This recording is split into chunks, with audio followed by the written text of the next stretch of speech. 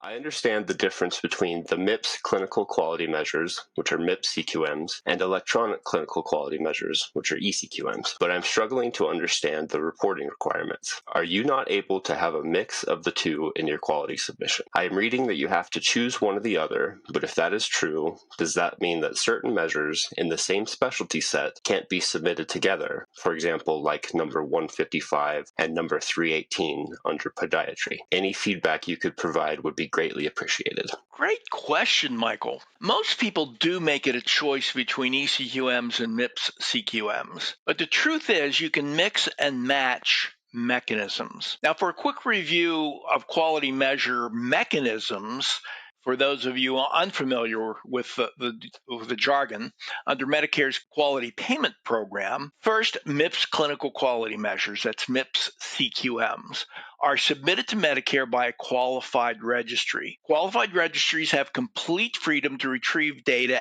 anywhere it exists, even combining data sources to create what is generally the most accurate analysis. Your organization could qualify as a registry if you go through the steps defined by CMS. Electronic clinical quality measures, that is eCQMs, are typically generated by an electronic health record software. There are third-party vendors that also create and submit eCQMs. Every step in the eCQM chain of data storage, data recovery, and analysis has to be certified by standards set by the Office of the National Coordinator of Healthcare Information Technology. That's the ONC. There are also Medicare Part B claims measures that involve adding a quality data code, that's a QDC code, to patient claims sent to Medicare. This mechanism has typically been the least reliable, and today it's permitted only for use by small practices. Qualified clinical data registries, that's QCDR measures,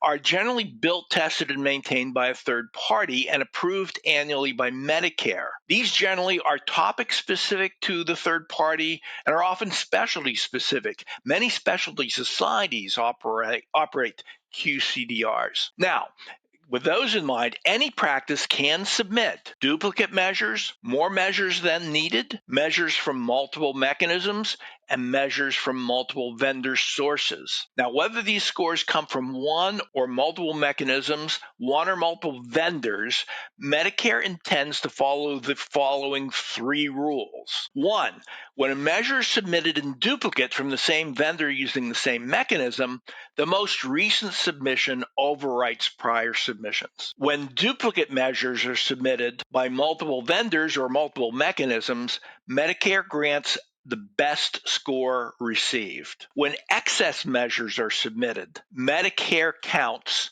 the 6 best scoring measures, or whatever your submission requirement is.